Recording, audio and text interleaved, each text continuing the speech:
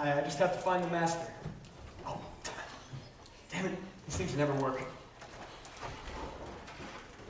You okay? Yeah, hold on. Here it is, I've got it.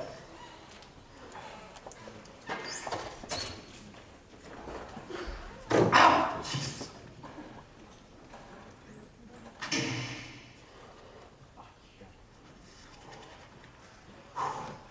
This is it? This is it? Yep, this is it. Well, great. I mean...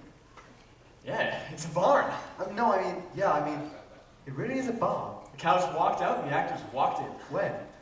Well, I mean, not actually. Well, the cows did walk out, they're not still here, but there were cows here, 200, a lot of years ago. They renovated the barn in '33. That's when our theater started. Renovated it? Where? Well, the stage. They put in the stage. Come on, this is like a snow plan, right? So come on, really. Where's the theatre? This is the scene shop, right? Well, we do build scenery here, but this is the theater. Where does the audience sit? Right over there, right there. You have seats? Of course, fold it up. Folding chairs, metal folding chairs. Yep, keeps them awake. No snoring during Peer Gynt. You did Peer Gynt? Last summer. So, what do you think? I know it's a little rustic. Rustic may be an understatement. But you know, it's really got a ton of charm once it's cleaned up. Very charming. I'd like you to be a part of it. Well, great. What's the season? Well, first there's Dracula. Oh, which one? The Boulderstone and... New adaptation. Very faithful to the original. Whose? My own. I look forward to reading it. So do I. I mean, it's not quite, almost yet. Yeah. And then there's Charlie's Aunt and Lear. Lear? Here? Howl! Howl! Howl! That's awfully big for a theatre like this, isn't it? Oh, we're cutting it down, of course. Tons of doubling and tripling, loads of theatricality. It's one of the reasons we're trying rep. Rep? Yep. Small, talented company doing 3 great shows. One night, Charlie's Aunt. The next, Dracula. And Lear in between for the matinee. It's suddenly cold enough in here, please. Do you have heat or air in the summer, I mean? Only what nature provides through those big barn doors. Blow, winds, crack your cheeks. Rage, blow! Who's playing Lear? I am. It's my time to tackle the son of a bitch. Run a summer theater for 12 years and you'll understand. You wouldn't believe the local critics. How sharper than a circus tooth. I thought he was referring to his daughters. Whose? Lear's. Oh, right, yes, of course. You listen, you could play, what's his name? Edmund? What? No, in Dracula. Oh, Renfield. No, I'm cutting him. What's his name? Oh, I'd have to try him. No, not Dracul. I see him very... But you know, the one who always says, but surely, Dr. Van Helsing, there cannot be such things as vampires. Oh, well, of course, I mean, And then there's Edmund or Edgar, whichever one is the bastard. I can never keep them straight. Good thing you're not playing Gloucester. Why? He's their father. Oh, right, yes. Who is playing Gloucester or anything else? Richfield Hawksley will be playing Gloucester. He's been with us forever. He started here when Maria Uspenskaya was artistic director. He was Jimmy Stewart's roommate at first. Good God, he must be 90. No, not 9. Well, I mean, if he was Jimmy Stewart's roommate... Maybe it was Stuart Granger. Anyway, he's still as sharp as well, you know, great stories. I don't know how the rest of the cast will play out. Some new, some old. And Charlie's Aunt, have you done it? No, but I've always wanted to. It's a very funny play, one of the great farces. 4 times. Wore the dress once. You directing that too? No, Susanna Huntsman. Do you know her? She's very sharp, right out of Yale. It's her first professional gig, but she's really got some extraordinary ideas. About Charlie's aunt? She did this project in on Noel Coward in the Yale swimming pool. Puppets, gender switching, very erotic. You saw this? No, she wrote Barbara about it. Barbara? Barbara DeMartineau, our major donor. Without her annual donation, our playhouse couldn't make it. She's very keen on encouraging young directors, particularly women, that are the daughter of her college roommate, Ambassador. She lives in Palm Beach in the winter. Susanna? No, Barbara. Oh, so Charlie's aunt. You know, to be frank, and I'm not putting you on, I think you could wear the dress. Really? Well, would you want to? Well, it's one of the funniest parts. Some guys are very, well, you know, particularly straight guys. They're nervous about... You are, aren't you? Last I checked. Okay, that's good, that's good. Not that it would be bad if you weren't. I mean, I am. You are? No. Oh, okay, yes. So you'd be okay with the dress? Well, I'd love to. It's one of the finest. Good, well then it's done. Oh, well, I don't really know if I should be leaving town now. My agent wouldn't want me to, I'm sure. I'm just starting to get sent out for auditions. My first refusal last week, in fact, and I've had a call back from all my children. Good. And it is still pilot season. You never know what might come up. Yeah. And it is still 4 months away. You'll think about it. Anyway, thanks for coming up and auditioning. Sure, thank you for the offer, I mean. Shall we go back to the farmhouse? Yeah, it really is cold. I'll get the ghost light this time so we don't kill ourselves.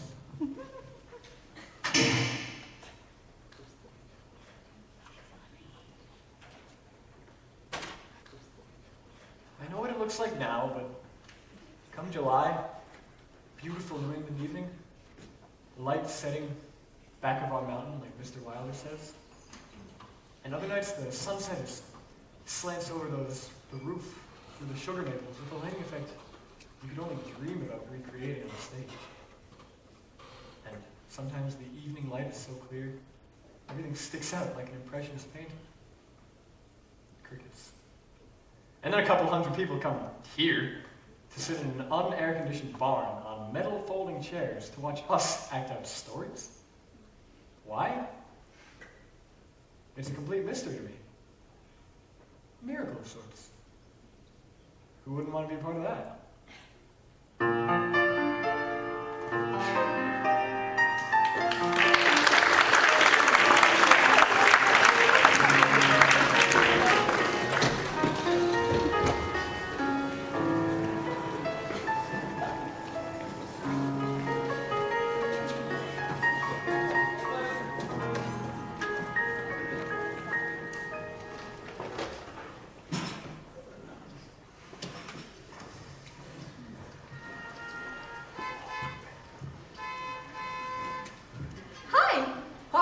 I'm Mary. Thanks so much for seeing me. I've really wanted to audition for you for like ever.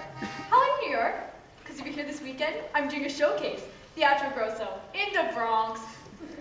It's around the D train past Yankee Stadium. Here's a flyer. It's a new adaptation of the Epic of Gilgamesh, like Persia Ran or something back from the Middle Ages even. Though I don't know if there's an old adaptation even. I get raped by the gods. Can you believe it? Raped by the gods, really? Yeah, I hate it when that happens. But I offered myself, really, like as a virginal sacrifice. Kevin's working on that with me. Kevin's directing and he wrote it. Like the adaptation, not the original epic. That was Eugene O'Neill or Lope de Vega or someone. I'm gonna do Ophelia, okay? Do you mind if I use you? No, I don't mind, Susanna. Don't use me. I don't like to be used. Could you sit like here? Oh, yeah, sure. Susanna's directed Charlie's Aunt. Cool. I am so tense. Oh. There's fennel for you, and columbines. There's rue for you, and here's some for me.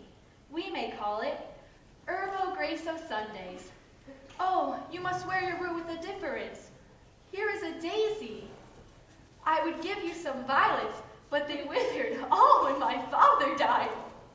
They say he made a good end. And will he not come again? And will he not come again? No, he is dead.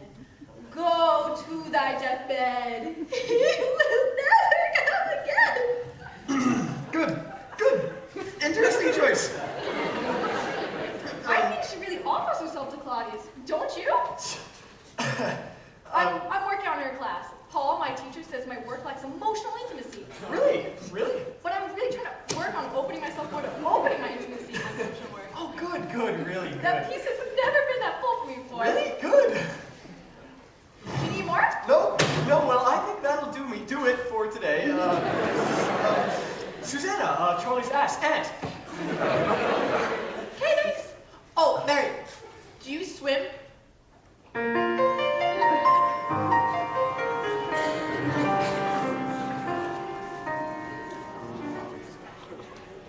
You fools! Pitiful fools, you shall tear out each your eyes, yet in fear and horror of me, Dracul, Prince of the Undead. You think you have left me with no place to hide, but I have one last earth box. Search as you might, you shall never find me. My revenge has just begun. Hear my prophecy! Whoa! Tyler, that was great! Tell me you've done this before. Last winter, the Art Dinner Factory Playhouse. Used the old script, though. Ugh, I want to tell you. This text. Yours? I'm just trying to do the novel justice. Well, that's what I'd like to do. Do Vlad the Impaler Dracula justice! Is there a second act? It's coming. It's very close. It's all... Well, if it's anything like this, you are home free, man. I gotta do them again, you know? But the Art Factory was also surface. Cape and smoke and teeth and prime rib, if you know what I mean. I hate all those cheap tricks. I want to find my inner. Vlad the Impaler. Well, I mean, your inner. In that, it really spoke. So you'd be interested in coming back after Peer Gynt and the Flying Pig and all? Hey, I love it up there, man. That barn. And I won't trivialize Vlad. I will live him for you, man. If you can live the undead, if you know what I mean. That's terrific, Tyler. Thanks. Oh, and Tyler, by the way, did you by any chance keep the cake and tea? Of course. Yes.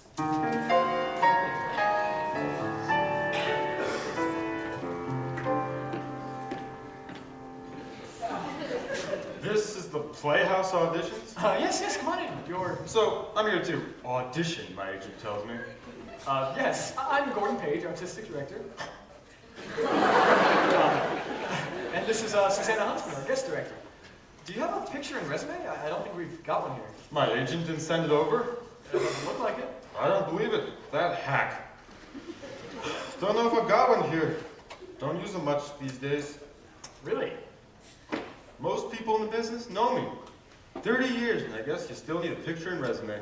Well, it's a formality, really. But Who's playing Lear? I am. Of course. It's my time to tackle this. I did it with Joe, in the park. The early days before he started screwing around with movie stars. Have we met before? I don't know. We may have. I'm Gordon Page. I don't think we've met. Tell me about your theater. Well, we're an old summer theater. It's a barn. I did that circuit. Ogonquit, Kennebunkport, Lakes Region, the Cape. Back when they did plays. Before it was all Nonsense 5 and the plaid thing with aging adolescents from the Brady Bunch. Well, we do plays here, no musicals. That's why I'm here. I'll do Gloucester, Van Helsing, whatever you want in that stupid farce. You can take that load off your mind. Well, Van Helsing and Gloucester are cast, Richfield Hoxley, but would you mind taking a look at Cornwall? Cornwall? Light in here is pretty bad. Well, you can do something from memory. A monologue? A memorized speech? Like in school? Well, if the light in here isn't good enough, then Like now is the winter of our discontent, or this is an important part of Grover's quarters. Call the agent. Tell him to set it up. But my time is kind of tight today. Nice to meet you. Don't get up. He's perfect. I love his energy. What's his name?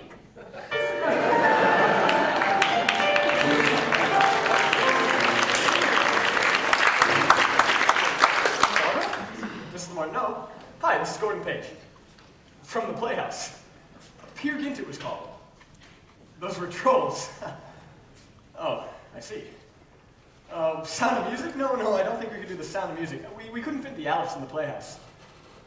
Those were fjords in Peer Gynt. No, fjords. Fjords. Fjords! No, not Fiji. Fiji is in the South Pacific. Yes, I have seen that one. It is a great one, Mrs. DeMartino. Bally hi to you two. Which, actually brings me to my point for this call. We have not yet received your very generous annual donation, and it's just that... Oh. You really feel it? Okay, I promise we will never do anything like Peer Gynt again. Or anything by Ibsen again. Or anything like it was by Ibsen again. Really, I promise, never again. Oh, thank you, Mrs. Martineau, thank you. We do appreciate your support. Oh, this year? Well, this year we're doing Charlie's Aunt, Dracula, and Lear. No, it's not that depressing. It's ultimately very uplifting, No, it's very uplifting. No, I suppose it's never too late to change. Any Shakespeare other than Lear? Okay, we do understand, Mrs. Martineau. Thank you for your support. Mrs. Martineau? Hello? Gordon! here. Certainly not to audition. Good God, I hope not. We met for coffee. Thought we'd drop by. Drop by since you were in town. How's my wonderful old barn, my temple among the elms, doing under its wintry blanket? Well, it's May, but I guess... Richfield Hawksley. Oh, sorry. Susanna, this is Richfield. Daisy Coates, Susanna Huntsman. Susanna's our guest director. She'll be directing Charlie's Aunt. How wonderful. And she'll be doing a bit of acting, too. Barbara wanted her to have the experience. Seems she's never been on a stage. Really? I don't think directing has anything to do with acting. Really? Did Charlie's Aunt at the Playhouse in 48. Again in... whatever. When this land put on the dress. What dress? What dress? Good! Good! Yes, good. What dress? My God. Tell me what year you were born, and I'll tell you what plays you were doing in that wonderful old barn among the sugar maples. What plays you do doesn't matter. It's what you do to them. Well, not Exactly! Madame Uspenskaya used to say to me when I was even younger than you are, she used to say... Well, I can't remember what she used to say. But Gordon, I want you to know I have learned it. Letter perfect. I have learned it. He's been working on it all year. A solid year, by God, but I have learned it. As flies to wanton boys are we to the gods, they kill us for their sport. Oh, crap. King Lear, the Earl of Gloucester, blind you know by this point. Richfield, we've changed the schedule. We're doing Hamlet now. We're not doing Lear anymore? It's Hamlet now? Why? Barbara thought Lear was too depressing. Besides, it's my time to tackle a son of a bitch, Richfield. It's my time. And we've got a fabulous Ophelia. You've already got your Ophelia. Oh, yeah, Daisy, I was thinking maybe Gertrude? Whatever. What a rogue and peasant slave I am. Am I? Am I? Oh, crap.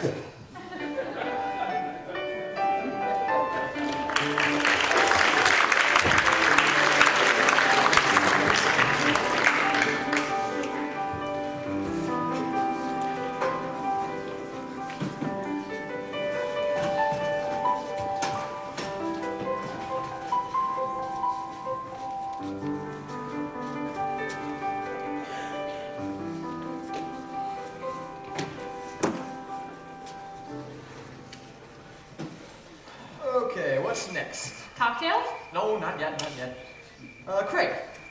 It's up to you now. Craig is our... What is your title now? You've taken on so much. Producing Executive Administrative Director. So, bathrooms, budgets, and books. Is that about right? Be nice to him, everyone. He changes the toilet paper and writes the checks. But I sign them. Very humorous, Gordon, per usual. Well, I don't have to tell you all how happy I am you're all here. I stay here all winter while Gordon does artistic things in lofts and basements around New York. And it's been a long winter. It's always a long winter. Now, my job is to keep all of you people organized, so if you'll follow the few simple rules in these guidelines, we'll get through the summer fine. That's it? Nothing more? Okay, well... I do want to add one thought on the subject of office supplies. Now, I work in an office, so I have office supplies. Most of you don't work in an office, you work in rehearsals or someplace. So you don't have office supplies. Now, I understand that if you had an office, you would have office supplies, but you don't. However, simply because you don't have an office and therefore don't have office supplies does not mean that my office supplies are therefore your office supplies. Even though they are the Playhouse office supplies supplied by the Playhouse, I mean you're all employed by the Playhouse and therefore might assume you have a right to those office supplies. You don't. Not my office supplies. I mean, I'm a person, I have pencils, you are people too, so you should have pencils, but you don't. I don't know why you don't. I have pencils. I take care of my things. I sharpen, but you don't. You never seem to sharpen them. Why? I don't know. Probably because you don't have them. So why don't I ever have any pencils? When Henry comes in with the seats for 10 yards of cover for fjords and I want to write that down in my account book, I can't be looking all over for a pencil, can I? Ask you, can I? So, I hope we're all clear on the subject of office supplies. I'm sure you all have a wonderful and fulfilling summer here at the Playhouse. And if you need anything, Except pencils. stop into my office in the woodshed. Thank you, Craig. I'm sure. Craig, I have a question. What is the proper procedure, the correct protocol, as it were, to get our money back when the Coke machine eats and we don't get a Coke? What the hell is that about? The Coke machine! Gordon, I'm not responsible. This summer, I'm not having anything to do with the Coca-Cola bottling company of Northern New England or any of their products. That machine is an abomination. It is a nightmare. It is my cross. I'm glad you find this funny, Sarah. I'm glad you do, because I most certainly do not. Well, enough said about pencils, office supplies, and Coca-Cola products. So once again, everyone, welcome. I'm sure you're all going to have a wonderful, fulfilling, great summer here at the Playhouse. So, before we begin, a few words of wisdom for you all. Speak the speech. Oh, and I can't forget, Barbara DeMartino wishes you all her best, especially you, Susanna, from Palm Beach. Speak the speech trippingly, I pray you. Oh, and I can't forget our hard-working apprentice, Karma, Ian, and Brown. Brown. Speak the speech trippingly, I pray you, as I pronounce it to you. Suit the action to the movement, and the movement to the action. To hold as if a mirror up to nature. Good God. Now, everyone, there's beer and wine on the props table. And soft drinks, Sarah. Soft drinks. So, let's all get together and find out what a piece of work is man. Woo! Is he always like that? Like what? Well, he's quoting everything. I just mean... I don't know, I mean, I've only met him once. He seems sincere. Sincere? I suppose you could say that. Gordon, this Dracul, Prince of the Undead Opus you just handed to your longtime designer, friend, and colleague, the very first time, today, on the eve of the first rehearsal, Gordon, Give it a chance, Henry. I think you'll see. Oh, I see already, Gordon. I see 20 sets, flying vampire bats, exploding crosses, chemical fog, wireless microphones, not to mention Charlie's aunt and Hamlet in rotating up on a stage the size of a comfortable walk-in closet. You just gotta think theatrical and spare. Think theatrically spare. Think fabric draped artistically here and there. And what about the budget this year? You didn't tell him. Tell me what? A little less. Less? A 15% cut. Gordon! Craig! Henry, you know last year was tough. Peer Guinness. It just didn't sell. And if we don't at least break even this year, we're in real trouble. You know, I got that job I won at the window dressing department at Macy's. Henry, just think. One night, Charlie's in. The next, Dracula. And Hamlet in between for the matinee. What a treat. For whom? Hey, Mary, Tyler Taylor wanted to say, hey, you'll be my Mina, right? Right, you're Dracula? Wow, you have like the teeth and everything? Everything. Wow. But it's the inner Vlad that really interests me. Wow.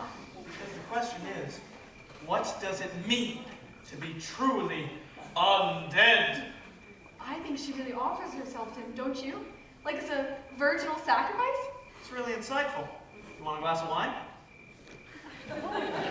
Gordon, Yes, Richfield. about your script of Dracula. Dracul. Prince of the Undead. Yes, of course. Dracul. I think it's marvelous what you've done. Thank you, Richfield. Thank you. You know I've done Van Helsing 5 times. That's why I cast you. It should come back to you pretty quickly. Well, that's just it. You see, in the version I've done, there were 2 ingenues, Lucy Westenra and Mina Murray. But you've only got Mina. Economy, both artistic and financial. Of course, but in the other versions, there are 3 young men. Arthur Homewood, Jonathan Harker, and Jack Seward. But now you've got Seward as Mina's father, so now she's Mina Seward. And Harker's her fiance, and Arthur and Lucy aren't in it at all. And look, I'm having a terrible time with the names. You'll do fine, Richfield. You always do fine. You've done it 5 times. It'll be a piece of cake. Good welcome, Gordon. Craig was in fine form. Same old. Is that Yes, Gordon, it is. A gin and tonic, a refreshing summer drink. Sarah? And I don't want to hear about it. Sarah! Can you believe this place? Rustic, I guess. Rustic? Judy and Mickey, meet the Joes. Yes, started here with Uspenskaya, disciple of Stanislavski, you know, at the Moscow Art Theater. I trod these old boards with Kit Cornell, Helen Hayes, Alfred Lunt. Lynn Fontaine. So, like, have there ever been any stars here? Oh. I'll warn you up front, I don't do shtick. Good. And this farce crap doesn't interest me. I don't think Charlie's aunt is a farce. What did she just say? This could be more interesting than I thought. Thornton Wilder, you know? In our town, I did Howie right there on that stage with Thornton Wilder as the stage manager. Is Howie here this summer? So, Mary, I wanted to ask you about this Epic of Gilgamesh you wrote. You know, I did my own all-female adaptation. Excuse me, I was just grabbing her some more wine. You see, Mary, the thing about playing Vlad is to always remember that he is the Impaler. Jack, I'm really pleased and surprised, actually, that you joined us for this summer. You know, I didn't think you would. Well, to tell you the truth, well, I thought it would be a good place to spend the summer. You'll enjoy it, I know you will. And you'll be hysterical in Charlotte's End. Thanks. I just heard Susanna say something. So I told them at the clinic they could take Betty and her Ford and put him where the moon don't shine. Oh, God. Excuse me, Jack. I gotta go. Okay.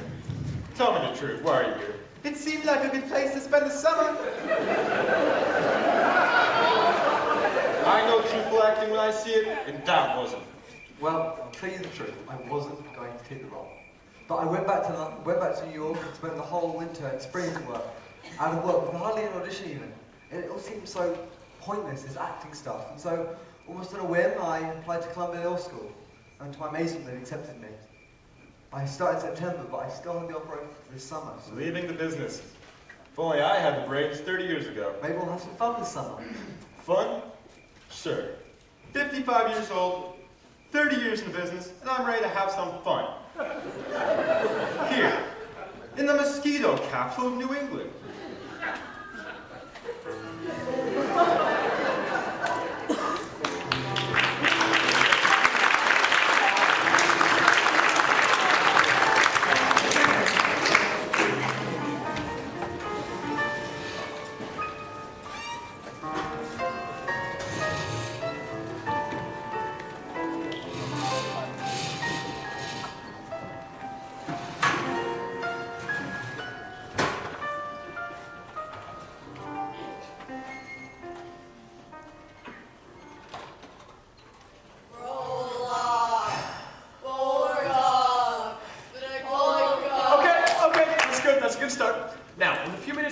Tyler, we're going to jump into your first scene and see if we can't just throw it right on its feet. Just breeze right through. Love to. Raring to go here. Okay, so the peasants finish chanting Rokal, Ordon, Pokol. You'll tell us what that means sometime, won't you, Gordon? Of course, Davey. And Tyler, when the lights change, you're there-ish. And Jack, you're still out there-ish. And lights, Gordon! Yes. Sorry for stopping. And before we've even started. Not at all. How do I get here? What do you mean? I mean, how do I get here? Walk. In light? In the dark? Am I discovered? In light. Thanks. Okay, so. And what's my as if? As if? As if I've come from. As if you've come through the front door. That's what I thought. Okay, so Tyler, you enter as if coming from your front door. Have you thought about morphing? Morphing? What if I morphed? Morph. Morph from my bat form, or maybe my wolf form, into my human form. Oh, wow. And how does one morph? Acting, Sarah. Acting. Tyler, I don't know if that's... Acting. Just let me show you, Gordon. Just let me show you. Now, I haven't worked on this. It's not fully internalized. It might need music. I'll hum something from Jekyll and Hyde. But this is kind of the idea.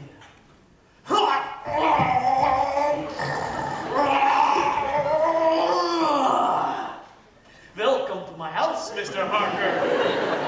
Enter freely and of your own will, etc., etc. What do you think? Was that the bat or the wolf? Gordon. But if I see him morph, Gordon. why would I enter the house then? Just see him morph. That would be your actor's task to justify. Just how dumb Harker is. Sit down for dinner with somebody who's just seen morph from a bat. That was a wolf. But if you want me to suggest, I know I've seen that morphing thing before. maybe he dropped some change and he doesn't see the morphing. Some change.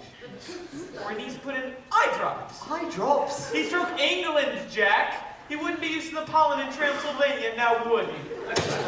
Abbott and Costello meet Frankenstein. Lon Chaney Jr. turning into the Wolfman.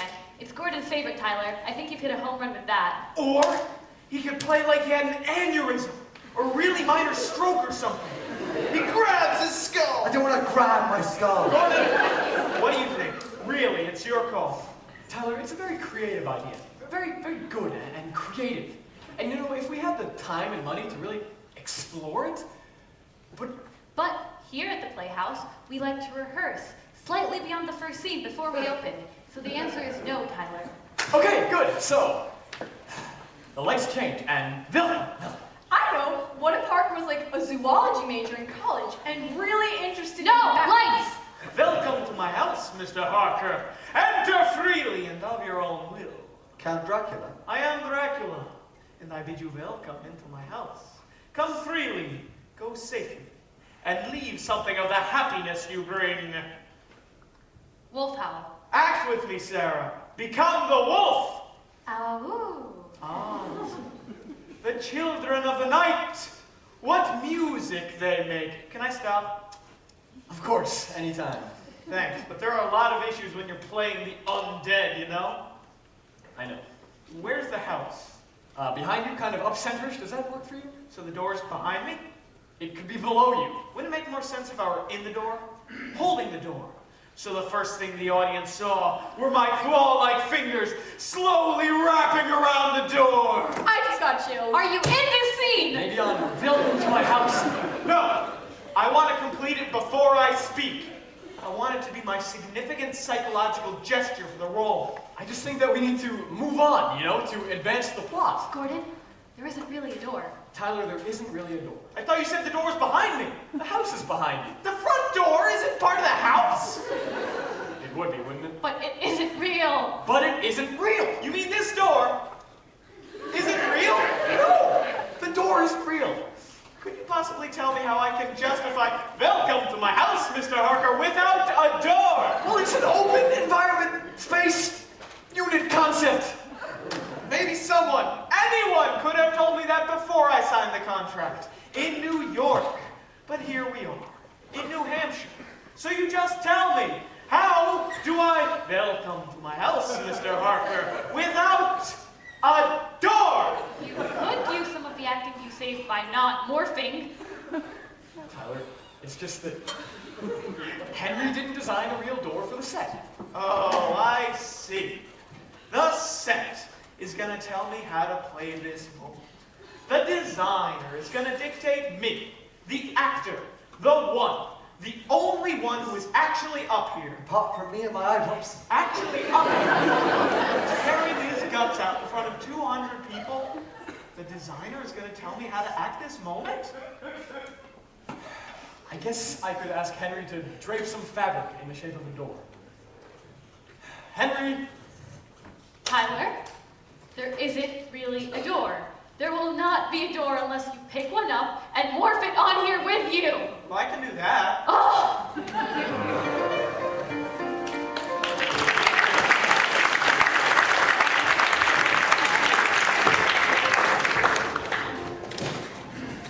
Is this really true? It's really true. This is not really true. This is really creepy. It's in her will. Not only is this really creepy, this is really gross. The lawyer sent it over. Paragraph 7A. My skull is to be preserved and shall be used to portray the skull of York if and when the playoffs shall present the play Hamlet by William Shakespeare. Paragraph 7B. The above stated codicil shall be considered a condition of my bequest of the property to the Playhouse Corporation. Our founder, Ethel Barnes Stein, put it in her will. We're Creepy. supposed to use her skull for that of York. That's creepy, gross, and sick. I think it's pretty cool. There really isn't a way out of it? Not unless we want to get the property back. I guess she really wanted to be in Hamlet. Or wanted to make sure no one ever did Hamlet at her theater. You better tell Richfield. He's playing the grave digger. I'm not telling Richfield. He and Daisy are the only ones who actually knew her. You tell him. I don't want to tell him. It's a technical issue. You tell him, Sarah. This is a prop. That's your department, Henry. You take her. Cool.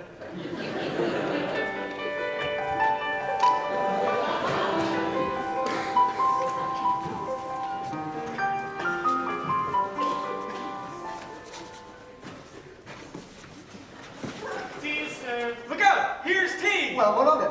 This is the Tea in the Habit, right? Right. So where's Susanna? Where's the director? She said she finds staging rehearsals boring. She wants you guys to just kind of figure it out, and then she'll fix it. You're kidding me, right? The gag, as I recall, is really rather simple, but very effective, you'll see. The audience loves this bit. As you know, of course, Lord Fancourt here, Fanny, puts on the dress and pretends to be Charlie's aunt, so that Charlie and Jack can have a chaperone for the dates when Charlie's real aunt fails to arrive as scheduled. When the aunt does show up, no one knows it's her, so Fanny continues the masquerade by serving tea. Now, Tyler here, playing Jack, holds the cups. Fanny, you pour. At the moment the cups are pulled away from where they're supposed to be, the tea goes in the hat. You keep your attention elsewhere until the tea goes in the hat 3 times. You see it and react. Laugh. Jack sees it and reacts. Laugh. I see it.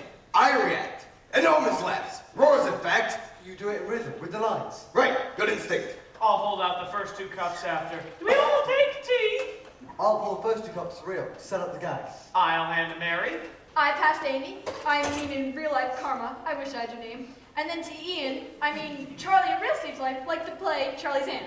And then the next beat, I keep on pouring, in rhythm, with the cups on there. Tea and hat. Yeah, this is supposed to be amusing. That's farce. I hate farce. Should we give him a shot? No books? Flying by the seat of the pants, eh? Run it up and see who salutes. I love stock. This is rep. Rep? Yep. Okay, and how do you do? I'm Charlie's aunt from Brazil. Where did us come from? Oh, look who's here, Susanna. Do you have something to show me yet? I believe we do. Shall we show you the TV? By all means, show me the TV. Has anybody seen Henry? Oh, am I in time to see something here? Yep, places for the TV. And how do you do? I'm Charlie's aunt.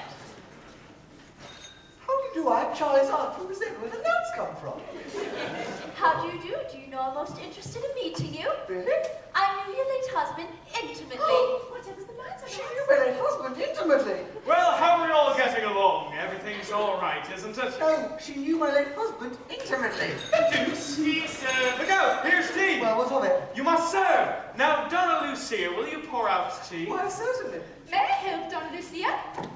What a cruel interruption. We were getting along so nicely. We all take tea.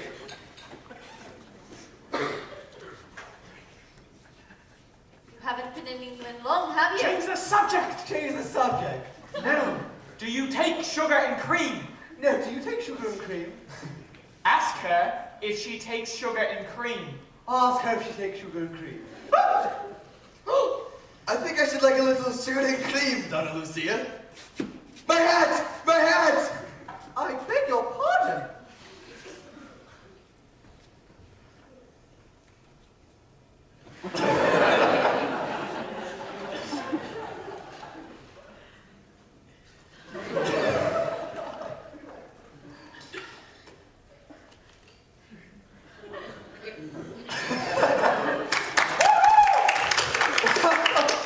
Wow, boy, the tight, clean, fun. Oh, that was the gag. That's the tea gag, isn't it? That's the tea gag.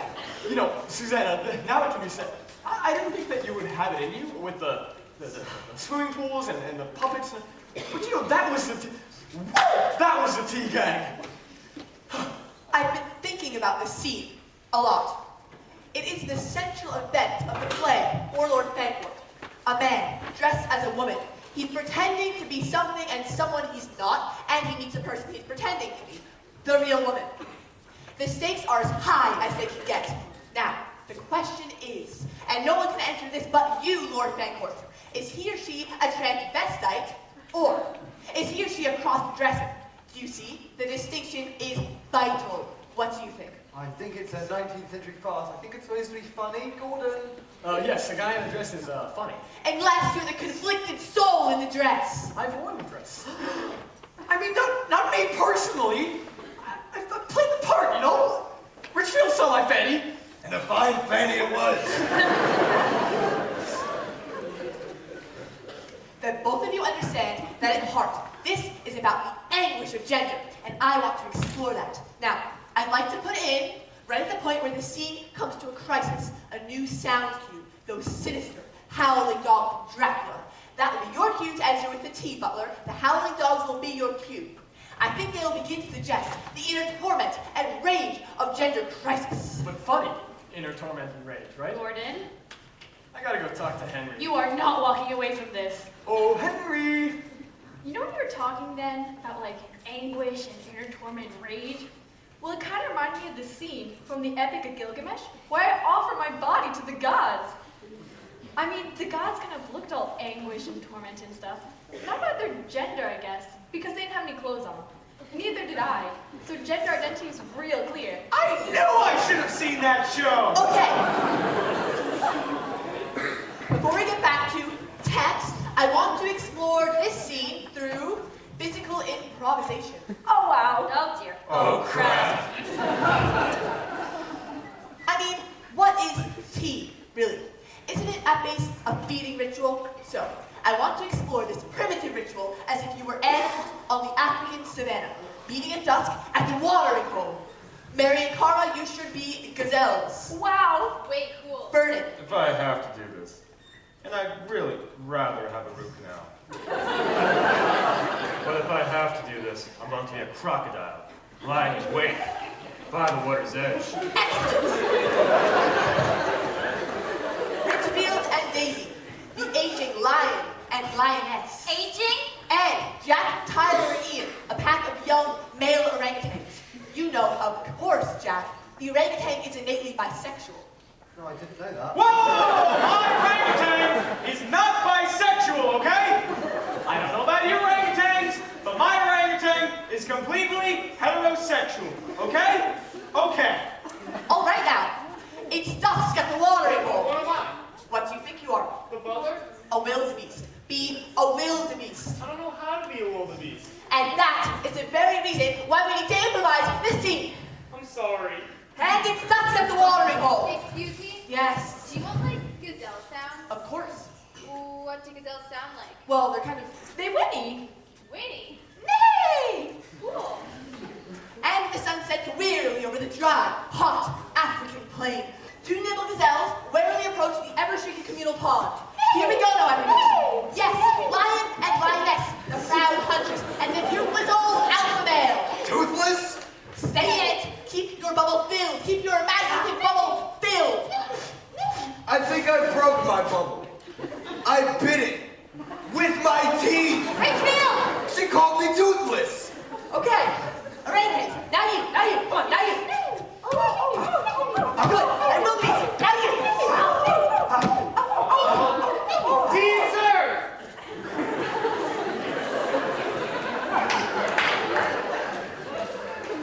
No text, wildebeest. No text. Never text. Okay, prepare your bubble now. Everybody, prepare your bubble. Yes. Now, what does it mean, Jack, to be a gender-confused young primate at the communal watering hole? 5 seconds through the breath. Now, fill your bubble with the breath of imagination. Fill your bubble now.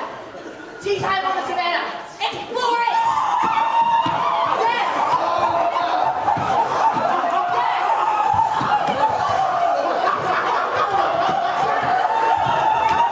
My God, what are they doing? The alligator bit me. Get too close to the watering hole. What the hell do you think is going to happen? And this is Africa. I'm not some fat, lazy-ass, pool-fed Florida alligator. I'm a crocodile. Oh, you're a transvestite. I haven't made that choice yet, Susanna. In any event, who the hell cares? Going to law school in 7 weeks. Jack, you've given me an idea. Henry, good, I'm glad you're here. I want to change Lord Fancourt's costume. On the right-hand side, it will be a dress. On the left-hand side, trousers. So, when he faces stage left, we will see the woman, and when he faces stage right, we will see the man. And when he faces downstage, we will see, and more importantly, understand the duality. It is an admittedly risky choice, but I think in Jack here, we have an actor Lawyer. who can pull it off. And in 3, 2, 1, yes, time, end of rehearsal. Thank you, Actors Equity Association. To hell with one day at a time. Today is the first drink of the rest of your lives.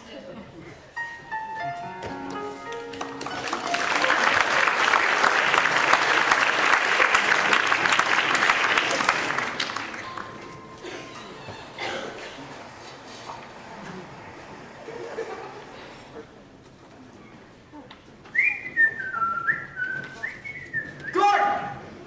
Yes, Greg. I have to talk about Pencils! And another matter, but first, pencils! Why does the stage manager insist on putting out an entire number 10 can of pencils on the table in rehearsal? We haven't even opened the first show yet, and we've only been through 3 1/2 rows of pencils in the stage management area alone. How much is it gross? 144. That's 2. 504! Wow.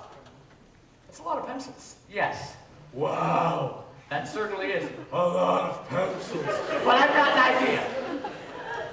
You know, that's great, Craig, but I really got Sarah will assign each actor one and only one pencil. She will write the actor's name on it at the time the pencil is to be issued, perhaps on a small piece of paper. Initially, I suppose. Once said pencil has been reduced by use to under 2 3/8 inches in length, the size of which becomes difficult for the normal hand to grip effectively, the actor will return said pencil to stage management and be issued a new pencil. That's a great idea. I'm not done. I will recycle these 2 3/8 inch pencils for use in my own office. I have a smallish hand and I'm willing to forgo fresh pencils for the sake of the institution. They may also be used in the scenery shop for marking boards for the cutting process by the saws, therefore eliminating entirely the budgetary needed for new pencils in 2 separate areas of the operation. That is an excellent idea, but I really got to be going to rehearsal now. Gordon, the other matter. We haven't received Mr. Martineau's check yet. But I called her months ago. You have to call her again. Oh, no. Cash flow. Cash flow? It's not flowing.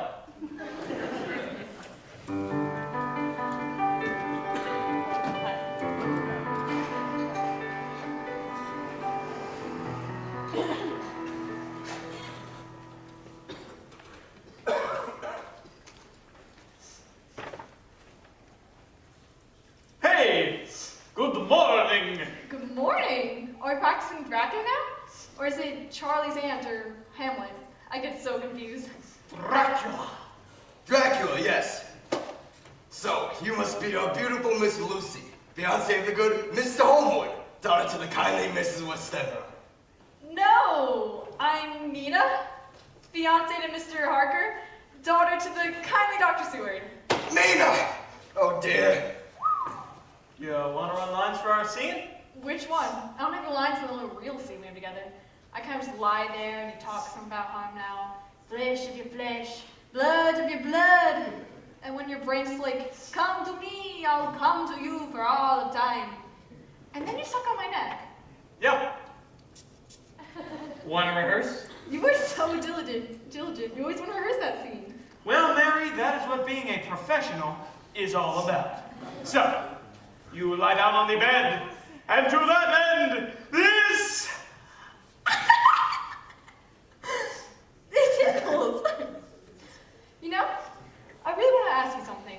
I mean, I think you're really good. The way you can speak with an accent and with those teeth all at the same time. How come you don't like Broadway or something? You want to know why it's not on Broadway? I'll tell you why it's not on Broadway. All right, then. There are 20,000 actors in the New York metropolitan area, and maybe 200 are working on Broadway, and the vast majority of those have vocal cords of titanium alloy genetically engineered to break the glass in a chandelier 8 times a week. There is one non-musical currently running, which is an import from London, with 6, count them, 6 American understudies.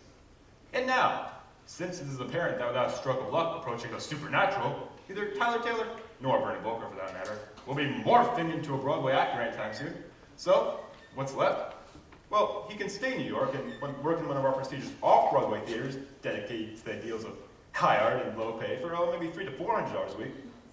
And that's if he's lucky and good. And has an agent who's sleeping with the casting director, whose brother-in-law is married to the producer. So, what else is there? Well, he doesn't mind leaving his wife, his children, his cat. I'm not married. Okay, his bar stool at the West Bank Cafe, he can make 6, 7, maybe even $800 a week, and live out of a suitcase for a couple of months.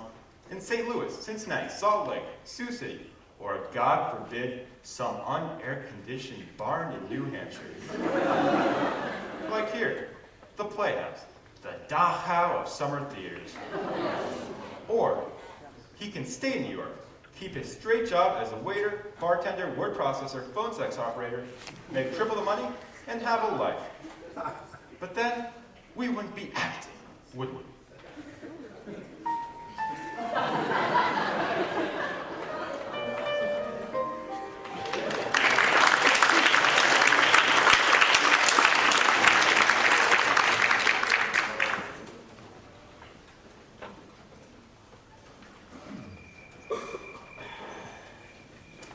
Oh, that this too solid flesh would melt. Thaw and resolve itself into the dew. Or that the everlasting had not fixed his cannon against self-slaughter. Oh God, God, how weary, stale, flat, and unprofitable seem to me all the uses of this world. How weary, stale, flat, unprofitable seem to me all the uses of this world. Well, ain't that the truth? Sarah? Is that you? Who do you think the ghost of Hamlet's father? I just thought I would try to get some rehearsal. God knows I need it. I was wondering, you rehearse everybody else and just skip over your parts. Well, I want to get the whole thing on its feet, you know? And besides, I'm too old for this part. I look at Jack, who is the right age, or Tyler. So you're too old. Barrymore played it at your age. Sarah Bernhardt played it at 60-something. Not only was she too old, but she had a wooden leg, and she was the wrong sex. Oops, excuse me. Non-traditionally gendered. Otherly gendered? Whatever. Susanna would have loved it. By the way, we need to discuss that little costume issue that came up the other day. What? What? You sounded pretty good just now. No, I didn't. Okay, you didn't. Have you heard about Jack leaving the business? Going to law school in September? Yeah? That really pisses me off. Why should it piss you off? I don't know. I brought him to the company. I hired him. And he's doing the job you hired him for, and doing it well. Of course he's doing it well. I don't know. It just disturbs me is all. It doesn't piss you off anymore? It disturbs you? Yeah, why is that? Why is it that it should disturb me? Because when somebody like Jack leaves the business, somebody with real promise for the big career none of the rest of us ever had, or maybe even had the chance to have. When somebody like that leaves, it disturbs those of us who remain. Because it calls into question all the decisions we've made, or never really made, but just let happen. It calls into question our lives. It has nothing to do with Jack. It has to do with us. You are too smart for your own good, you know that? Yes, I do know that. Makes a great excuse for drinking. Is that? A little gin and a lot of tonic and ice. You think you should? You used to like it when we drank together. We had fun. When we drank together. Then you started drinking by yourself, Even when we were drinking together. Are you okay? Sure, I'm taking it one drink at a time. Well, how does it feel to be back here? It feels like just another playhouse summer. Mosquitoes the size of sparrows, hot and humid enough to make your eyeballs sweat, actors being actors. Where did you get Vernon, by the way? The talent agency for the terminally embittered? Craig's being Craig, Henry's being Henry, and Gordon Page is being Gordon Page.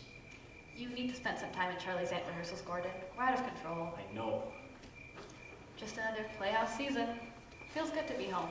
Thank you. You're welcome. Do the new ones now? I'm sure Tyler, Richfield, and Daisy have filled them in. I'm sure they have.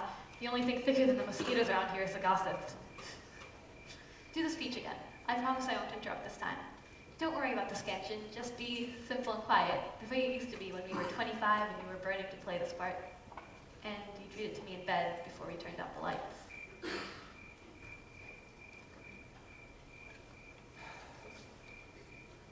I have of late, but wherefore I know not, lost all my mirth. And indeed it goes heavily with me that this goodly frame, the earth, might appear to me no more than a sterile promontory. This most wonderful, overhanging firmament, the air, this majestical roof, fretted with golden fire. Why, it appears to me no more than a foul, pestilent congregation of vapors. What a piece of work is man. How express and admirable. In action, how like an angel. In apprehension, how like a god. And yet to me, what is this quintessence of dust?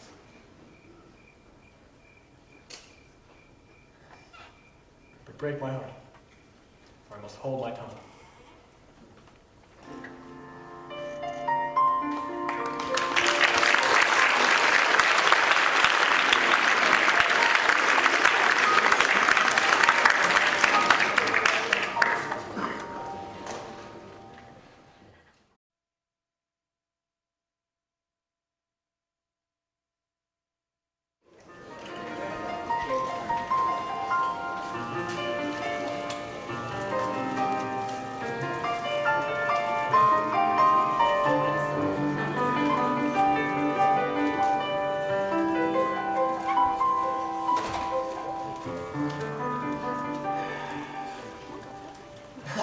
I'm not sure I can explain that costume, Mrs. Martineau.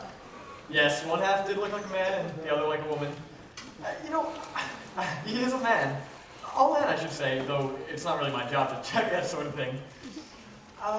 You know, yes, not funny at all. No. I know. Oh, well, next is our production of Dracul, Prince of the Undead. No, I'm afraid that wouldn't be possible. You see, we've been rehearsing Dracul. We haven't been rehearsing The Sound of Music. That's very nice, Mrs. Martineau. You have a lovely voice.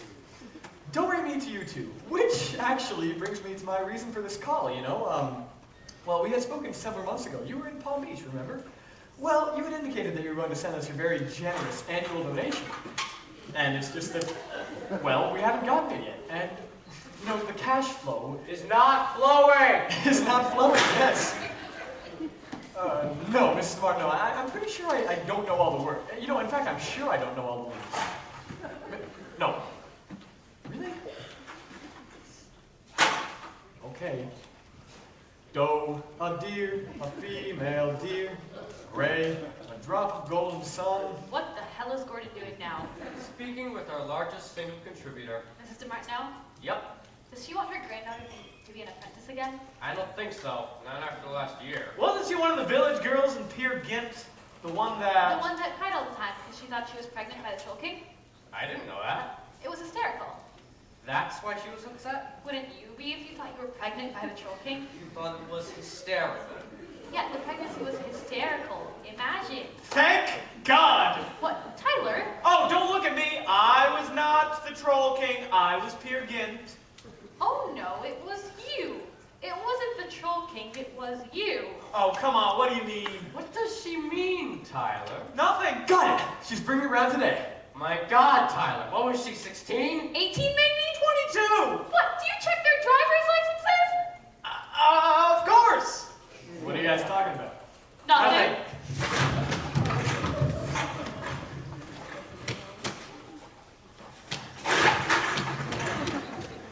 Henry, how are we? How's the set? Sets. Plural. Sets. Your little Shakespeare's been a great big vampire epic. Sets. Will never make it. You always say that, Henry, and then you pull off a miracle, you know? Gordon, the special effects in Dracula alone. Dracul! Prince of the Undead. Dracul are too much for Peter with 10 times our budget. I know you can do it, Henry. You just gotta think theatrical and spare. Flying bats, exploding crosses, a sound cue every 30 seconds, and God knows how many like yous. Peer Gynt had a lot of effects. I mean, we flew Peer, kind of, on the flying pig. Yes, and Barbara DeMartino's granddaughter dropped the flying pig and Peter right on the Troll King. Well, that was an accident. The point is, it'll be the apprentices running all of these special effects for you all over again. Karma, Ian, and Braun. Great kids. Gordon, these great kids have been taking Dracul during the day, running Charlie's Dinner Conflicted End in the evening, and staying up after the show until 6 o'clock in the morning to build Henry. They don't know what play they're doing, for God's sake. They'll do fine, Henry. They always do fine. You know, they give them the amazing confidence to do the great things that they do. How appropriately phrased. Hey guys! Loyal apprentice, humble servants of the cult Dionysus. Yeah, turn the ladder sideways! Oh!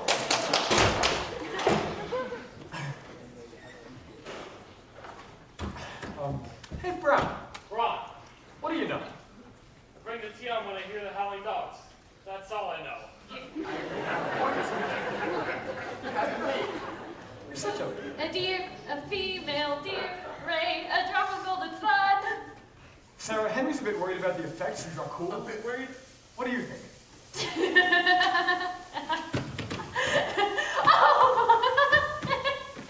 You must be a beautiful Miss Lucy, fiancée of Homewood. No, fiancée of Harker. No, beautiful Miss Mina.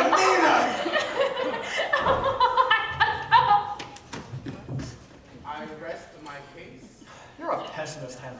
Charlie's aunt looks great. By the end of the show opening night, there was more paint on the actors than there was on the set. The audience loves that kind of thing.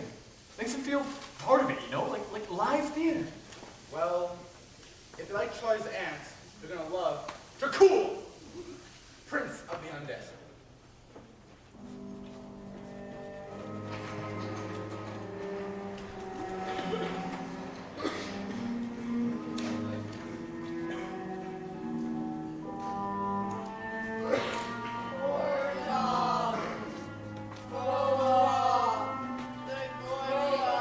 Please, what do you want?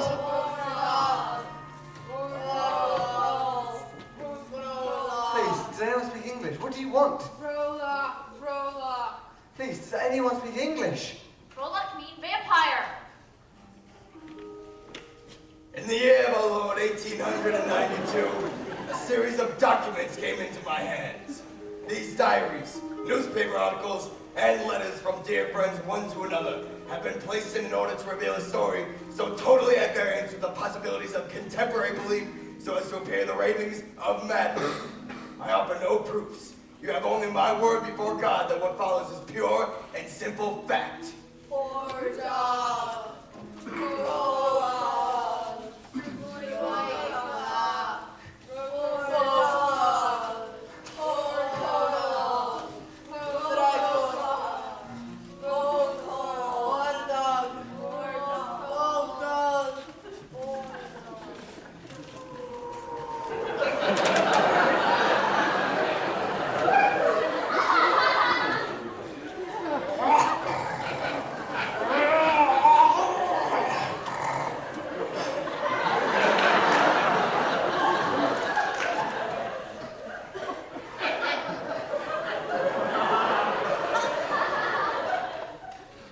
Welcome to my house, Mr. Harker. Enter freely and of your own will. Count Dracula? I am Dracula, and I bid you welcome into my house. Come in. The night air is chill, and you must need to eat and rest. You will, I trust, excuse me that I do not join. But I never eat food. You must excuse my employer that he cannot be here tonight. I He's am- been suffering from gout. I am sure you will meet my needs, Harker Jonathan. But come, tell me of England and of the house you have purchased for me. Ah, listen. The children of the night. What music they make. Why do you wish to go to London, Count? It shall make me feel young again.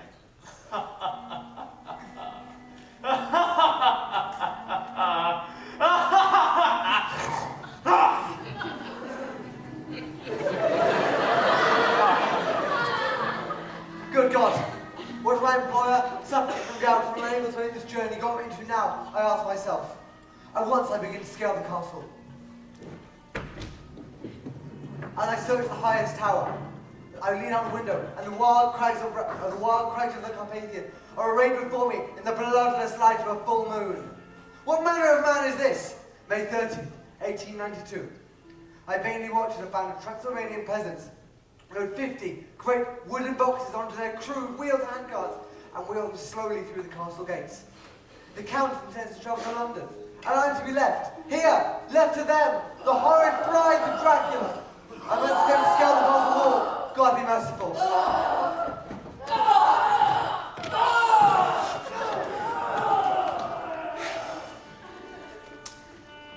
The Whitby Daily Telegraph, 8 August 1892. One of the strangest and most sudden storms on record has occurred here. It was centered upon a foreign vessel that had strangely appeared in the harbor.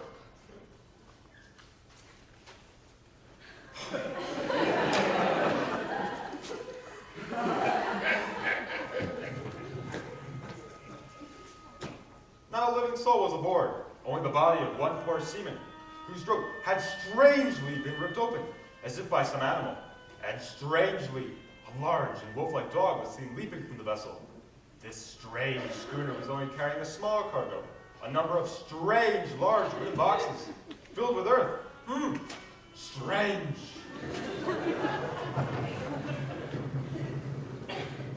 11 August. Jonathan, my fiancé, has returned from Transylvania, but so changed. He will not speak of the events that have occurred. My, the fog is thick tonight. I am so tired. So tired. Come, come to me, my love. I am eternity. I am the life. I am the blood. The blood is the life!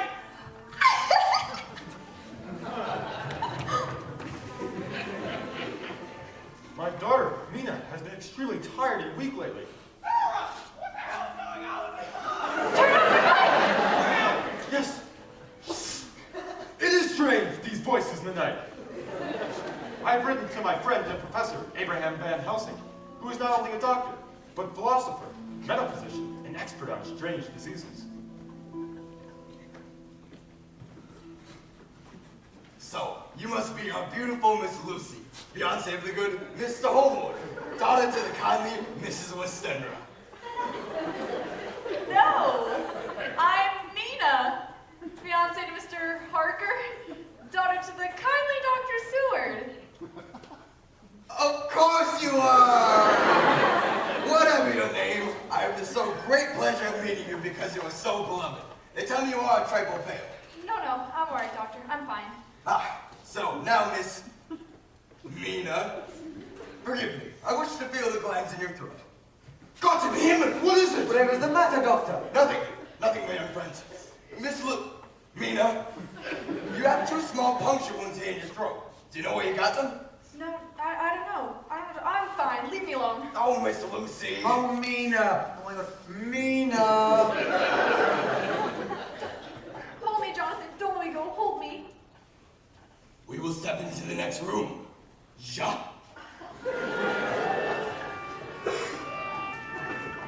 It's just as I expected.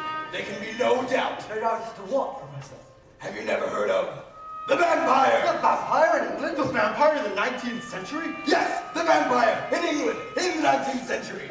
I have here a letter from my good friend, Professor Isgani of Budapest. This letter will tell us everything we need to know about the vampire. I have the letter here. No, it must be here. I seem to have forgotten the letter from my friend, Professor Isgani of Budapest. Well, perhaps, Professor, you can remember its contents. Huh? Yes, perhaps you can remember what the letter said. No. I don't think I can remember the contents of the letter from my friend, Professor Isgani of Budapest. Well, perhaps, Professor, you think this vampire could be the great Vlad Dracul of Transylvania, the prince who won his name by fighting with the Turks. Correct. He fought with the Turks in the 15th century. He is also called Vlad Chapesh, which translates to help. Which translates to Vlad the Impaler. I studied Transylvania at Cambridge. Now, why would he be called the Impaler, Professor? Yes, what do you know about that, Professor? Nothing. If I had my letter, No, Professor! Don't go. Do you think he can appear in different forms? Perhaps the rat, the wolf, the bat? Interesting. Yes, and strange. yes, interesting and No, Professor, don't leave us now. How do you think he managed to stay alive for so long? I mean, to live for all those centuries. Yes, how does he stay alive? Century after long century.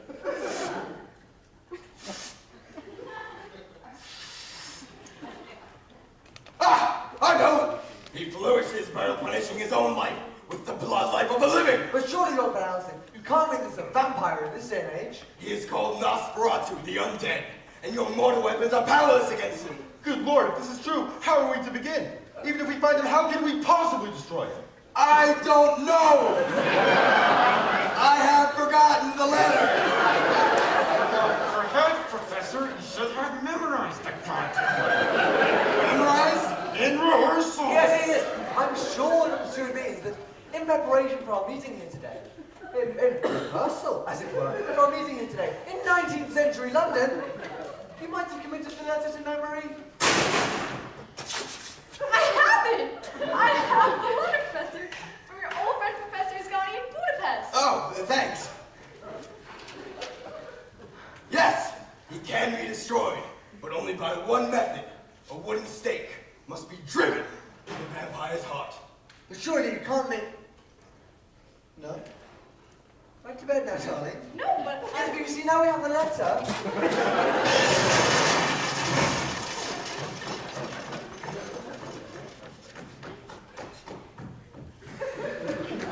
A stake! Through the heart! As I watched from that tower, I saw 50 great wooden boxes, and I knew... Of course, the boxes! I heard your voices, so I thought it would. Nina, how lovely to see you. Why you haven't been out of bed in a week? Jonathan, what was the name of the estate you transferred to Count Dracula? Carfax. Carfax Abbey was the name. Carfax, I mean, good God, man, you know what you're saying? Isn't Carfax... Yes, no more than a mile across the heath. Then we got him. And once our little search party set forth. We kept low to the shadow of the wall of the approaching house as we crossed the heath. Look for a flight of stairs leading down to the cellar.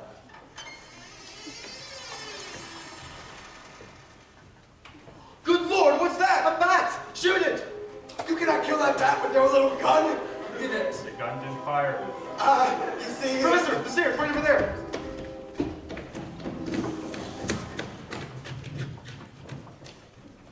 I can't quite recall how I fell asleep last night. I remember hearing a distant gunshot.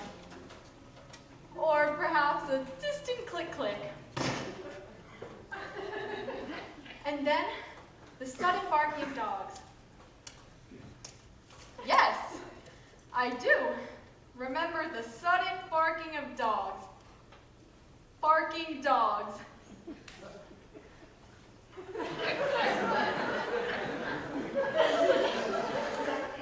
And then there was a silence over everything.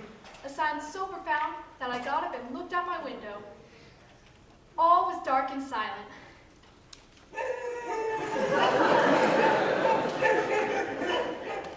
Not a thing seemed to be stirring, not a sound.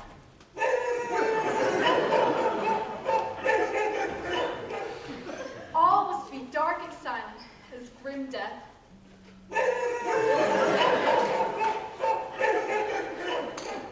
I bring you life, eternal life. The blood is the life. The blood is the life. Jesus.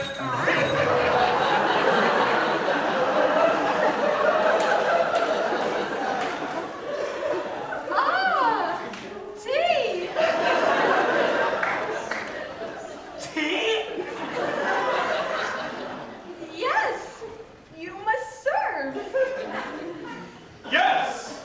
The tea is the life. The tea is the life. Wrong way. But I heard the barking dogs. Wrong way. Do you take sugar and cream? Wrong way. You must be Charlie's aunt from Brazil. I've been waiting so long to meet you. Yes. I have lived in many continents, many centuries. Even in Brazil, I am known as the Impaler. Wrong play, go back! Go back! Go back to where the nuts come from, so she can be mine for all eternity!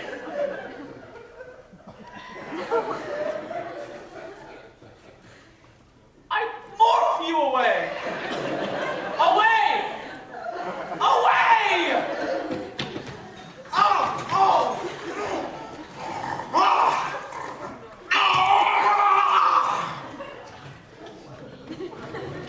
Damn it! There are no more boxes here! 33 boxes, 17 missing! How are we going to find them? All 50 boxes were shipped directly to Carfax. Somewhere, the freight company carried half of the way, and somewhere there is a workman who remembers. Excellent thinking, Arthur. Jonathan! We have made a list of all the freight companies in Greater London. We have split into two. I am sent to the first half, Stewart the second. Yes, Dr. Stewart. Our men delivered 5 boxes of common earth to Jamaica Lane, Mermansley. I'm sorry about the tea. Yes, boxes of earth, not interested in boxes of tea. Jamaica Lane, thank you, my good man. Mina, we've got him. Got him? What do you mean? Your father's located the boxes. Oh, Jonathan, thank God. At last, perhaps this awful nightmare is over. Perhaps you're right, darling. Darling!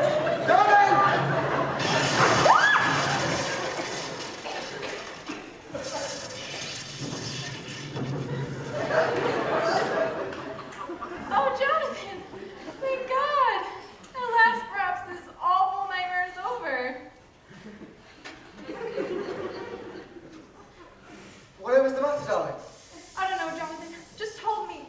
Hold me.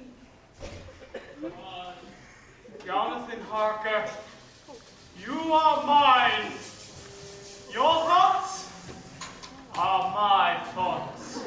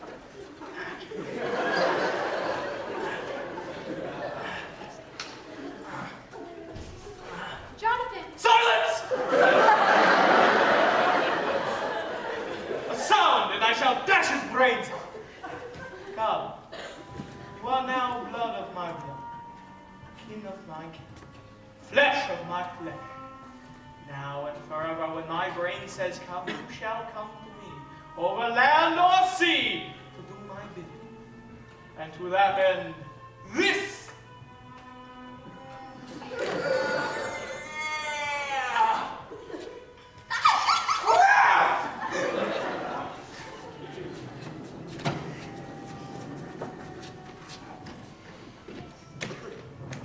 Oh my God! Lucy! Arthur! Oh my God! Mina! Jonathan!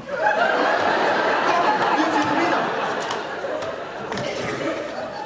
He's been drugged! We're in some sort of trance! Jonathan! Jonathan! Is she all right? Jonathan! Mina, thank God you're all right. My friends, we must stay hunt out this vampire's lair, sterilize his remaining earth boxes, and drive this monster to bay!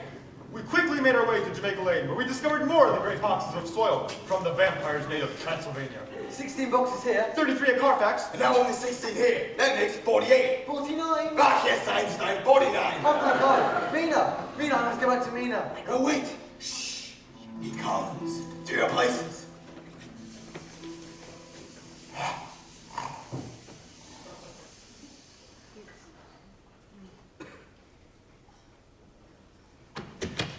Van Helsing! So we finally meet Count Dracula. I have awaited this moment. I do, Van Helsing. The great Van Helsing! Ah! Ah! Ah! Ah! They are weak. You are stronger, but you shall serve me all the same. Come. Yes. Come to me. You shall obey. Yes! Ah! You see the cross burst into flames with my holy touch. No, it didn't. Yes, it does. Yes, I thought I saw the cross burst into flames at your holy touch. No, it didn't.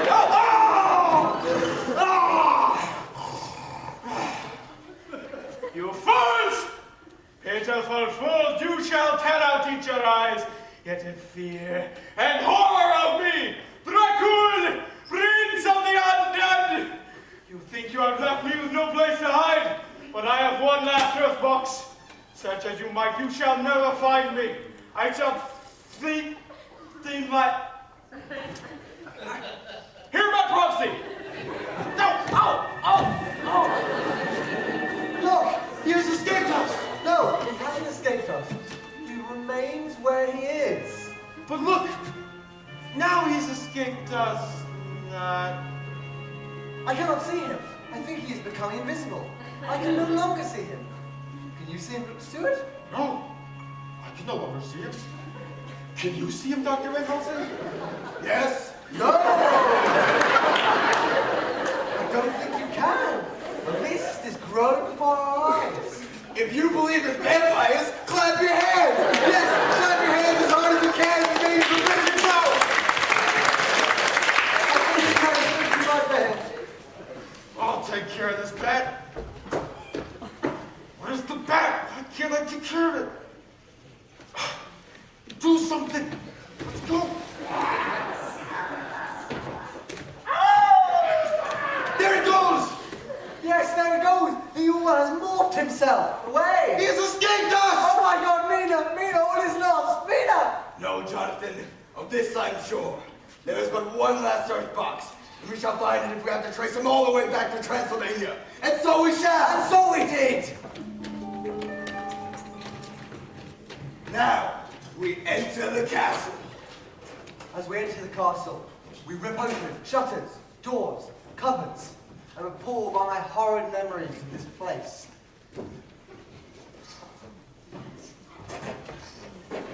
I found it! The earth box!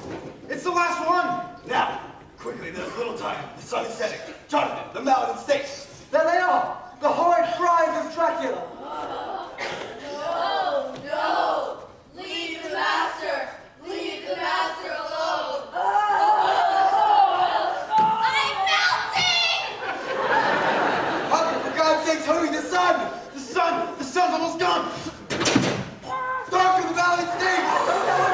Stay calm! I thought you were the state! There's gotta be a mountain stage somewhere backstage. I mean, the backstage of the castle? In the wing of the castle? Wing! The stage left wing of the castle! God damn it! Do something, goddamn it! I am with the crowbar! Jeez, man, not a crowbar! You cannot hurt me with your crowbar! Your puny bar of crow!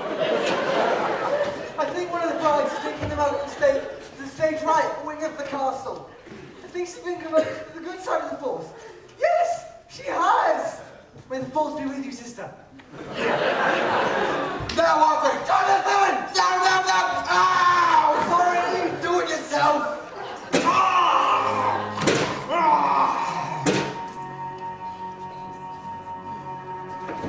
Thank God, Mina, thank God you're all right. Is he dead? Oh, Jonathan, at last our awful nightmare's over. Yes, Lucy! At last, our awful nightmare is over.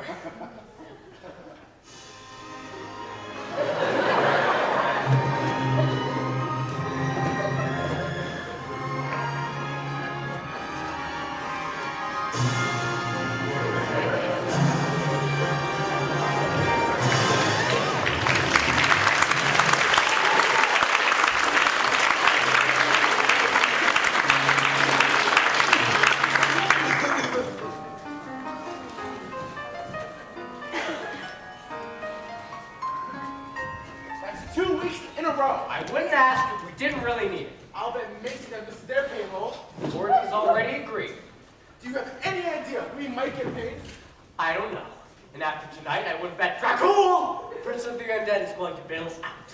But at least this will give me enough cash to pay the actors, so equity won't shut us down. 60? 67. 67 years. Jeez.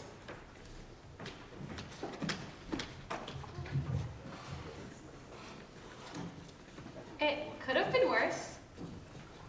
Could it? No one died. I thought it was pretty funny when Ritchfield went for Tyler with the crowbar. Yeah, pretty funny. It's just one performance, Gordon. We'll sort out the technical stuff. Next time, the actors might remember some of their props, and Ritchfield might even remember some of the right names. Yeah. I thought I morphed my way out of that scene pretty well, don't you? No? That was supposed to be funny. I'm going to the party. You coming? In a minute, okay? It's just a play, Gordon. Yeah. It's just a play. It's just a company of actors like Daisy and Richfield, who have been with us forever, and Craig, who has no other life. This is their home.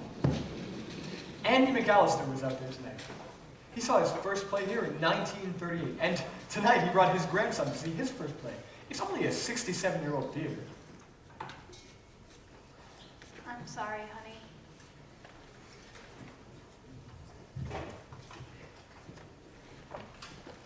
It's pathetic. That's the only word for it. Not just the text stuff, the script, the direction, everything. It's pathetic. He's pathetic. Gordon? Who else? Our autistic director. The man's the laughing stock of American theater. Can't wait for Hamlet. No, shh.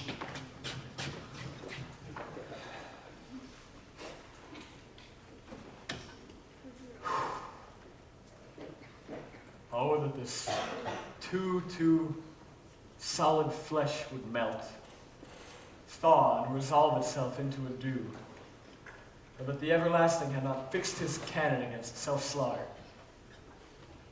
Oh, God, how weary, stale, flat, and unprofitable seem to me all the uses of this world.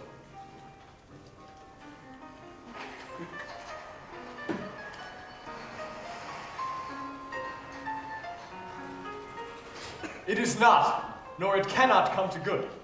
But break my heart, for I must hold my tongue. Hail to your lordship. How do you think it's going? Not bad. Not so bad at all. Good. I forgot to tell you.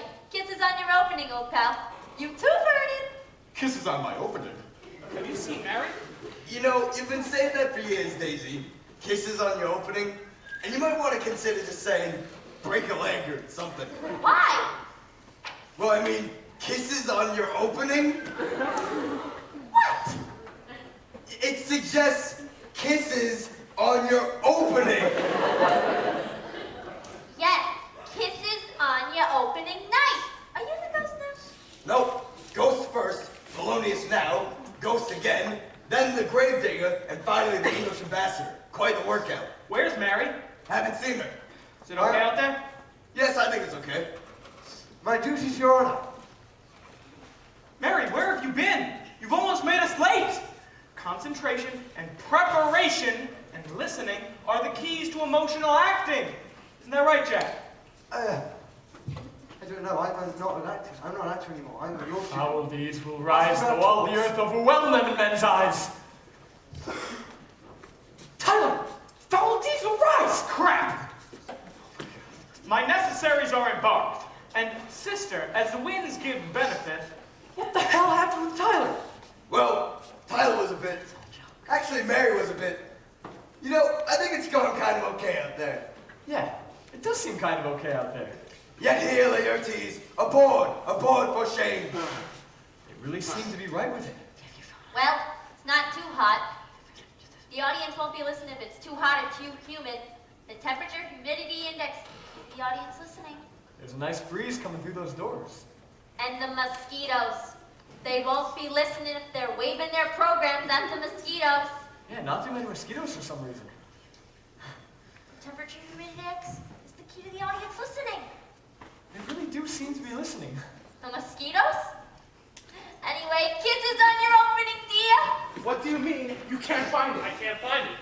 Did you put it on the prop table and trade it against your list? I put it on the prop table and checked it against my list. You lost the skull of York. Oh, God. You lost the skull of Ethelbert Stein. Oh, God, oh, God. Well, you damn well better find it. It'll be your skull, Mr. Barbrot. Oh, God, oh, God, oh, God. The air bites truly. It is very cold. I shall obey, my lord. thanks, Mary. You made me late. Just because I won't sleep with you, you blame me for you messing up our entrance. No, not just because. No, not It is a custom more honored in the breach than in the observance. Got a nice laugh then. Not bad. Amazing. Amazing? Gordon Page, Hamlet, amazing. Perhaps if you were upstaging him at every opportunity. I am not upstaging him. You played the last scene against the back wall, man. I did not. And even I have to admit, he's going to be okay. Maybe better than okay. Yes, better than okay. Because the only thing he's trying to do out there is tell a story. Simply and honestly. And that's all they really want, you know?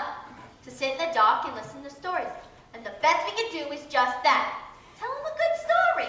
And this is a good story. And they also want a nice temperature humidity index. Well, he has no damn business doing Hamlet, even if I am upstaging him. Look, my lord, it comes! Angels and ministers of grace, defend us!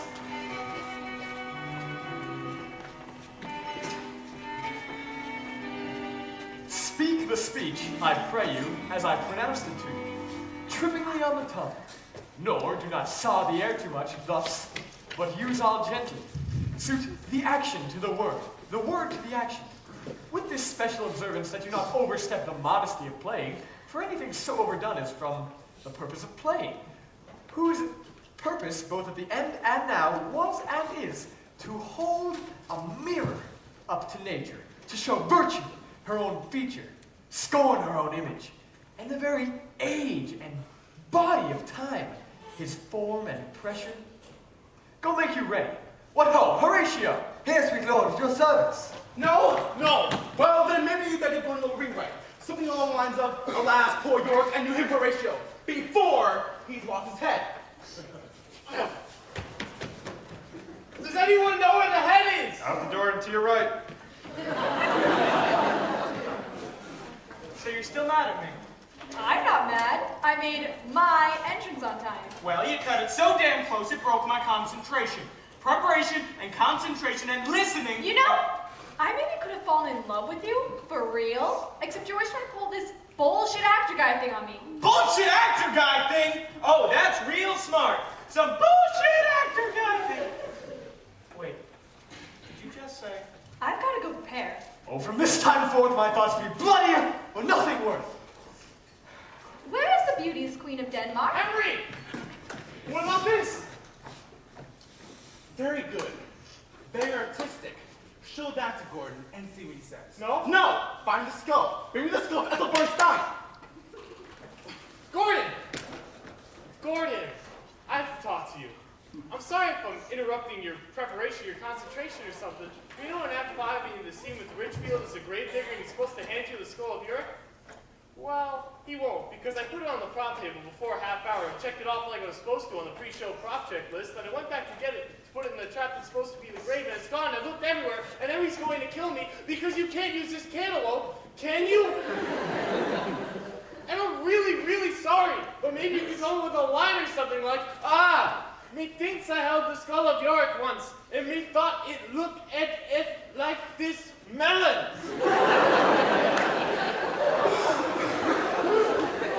Richfield, have you seen the skull?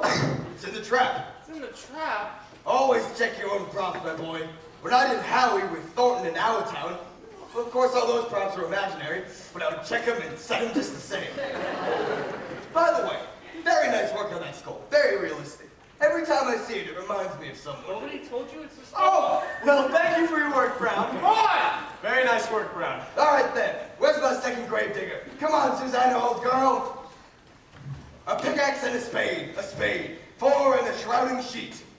What are you doing back here? No cues while Richfield does his thing with the skull of Ethelbert Stein. Here, some tea. Give you a boost for Act 5. You think I need a boost? No, I don't think you need a boost. How all occasions do inform against me was wonderful. Very realistic. You were all choked up. Well, I swallowed a mosquito. Oh, well, you're doing great. Don't let Vernon upstage you, though. Gordon? Yeah? I better get back to the headset. Yeah, you've got cues coming in. Yeah. The tea was just an excuse. That's what I really wanted to do. Have a good one. They're listening out there. THI over MFR. What? It's Stacey's theory of audience involvement. Temperature humidity index over mosquito frequency ratio. Yeah, well, I just wanted to say you're doing all right out there. Okay? Thanks. Don't thank me. I just wanted to say you're doing okay, okay? And I'll be downstage on the last scene, so you can take the stronger, the upstage position. I mean, the name of the play is Hamlet, for God's sake. See you out there, man. See you out there. Anon, what is he that builds stronger than the carpenter? I exited a moment whilst thou considerest. Gordon, the skull's not in the trap! Not in the trap? Why, the grave maker, his house is less till doomsday! Daisy, where's the skull? I mean, the skull. Where's the skull? The skull is Ethel's? No. No. I said FL. You know, fermented locust. It's Latin. It means the place of decay, the grave, the skull. FL. Sometimes you're too clever for me, Gordon. I found it! Under the barn! Under the barn, that's where it's supposed to be! Put it in the trap. You can't put it back in the trap. The scene's already started. I'll put it in the coffin. The coffin goes in the trap. Can't put it in the coffin. The scene with the skull is before the scene with the coffin. The scene with the coffin is before the scene with the trap. No, the scene with the body is before the scene with the skull, which is before the scene with the coffin. You found Ethel! Where was she? Under the barn. Ethel was under the barn. Ethel? No! FL! You know FL, Craig? Oh, right. FL. Gordon! Tyler, here! Jack, take it on when you enter. I can't take it on. You sneak that out there, Ian. Karma, you do it. No way, you're wrong. I'll throw it over the flash. No! What about the cantaloupe? No! Gordon, where are you? Gordon, here! Had this grave maker no feeling of his business that he sings at grave making? A pickaxe and a spade, a spade. Get me a skull! From where it hath laid. Ethel? No, of course not. FL.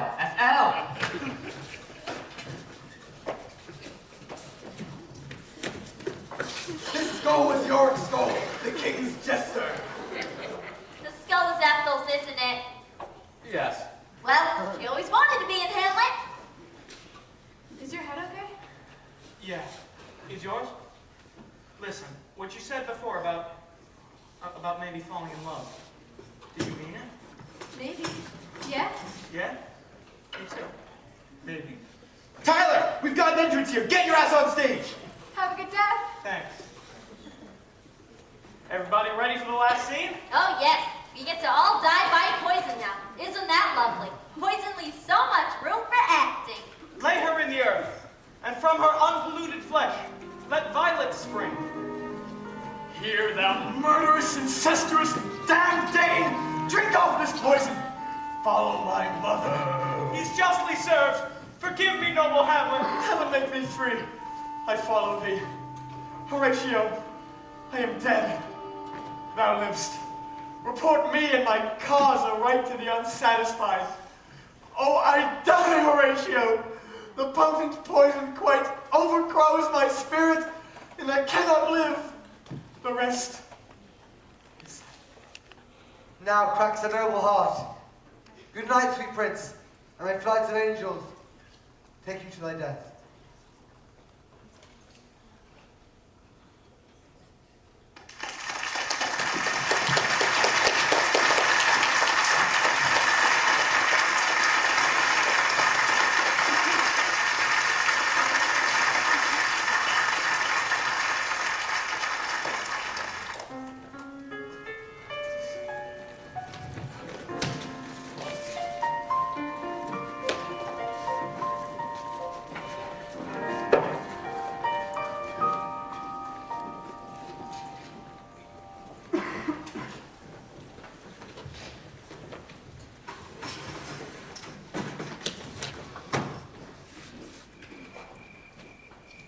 Another old lang syne night. How many does that make for you, Craig? I've stopped counting. I don't know why we all have to get up on stage in front of the audience and sing that stupid song, like we just did, closing night of every season. Because everybody's got it up on that stage. Everybody's sung that stupid song every closing night of every season for 67 years since the theater started. That's no reason. That's the best reason. I think we could use a change. So do I. Both of you weep like babies after the first note, and just because two middle-aged cranks are embarrassed by honest sentiment is no reason to toss a 67-year-old tradition. You need a drink. So do I, can you think of it? Henry, is that? Oh, yeah. I thought I'd take it to the closing night party. Henry! She's my date. Henry! I have been dating for a number of years. Nor, for that matter, has Ethel. Henry!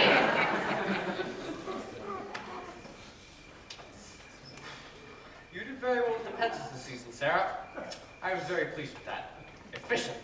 It was a very efficient system. Efficiency in the service of art is my watchword. Well, thank you. I appreciate it.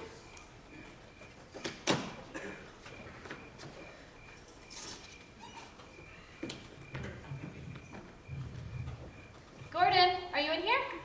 Here. Caught me again. I just like being in here sometimes, you know? This place has a completely different feel the moment the last show is closed. Come on, let's go to the party. Will you dance with me? I don't dance. We'll see about that. Is Gordon out here? Yeah, he's waxing nostalgic with the mosquitoes. Gordon, I just wanted to thank you for the summer. No, thank you. You did great work this summer. Thanks. Sorry about Charlie's aunt. It was kind of funny.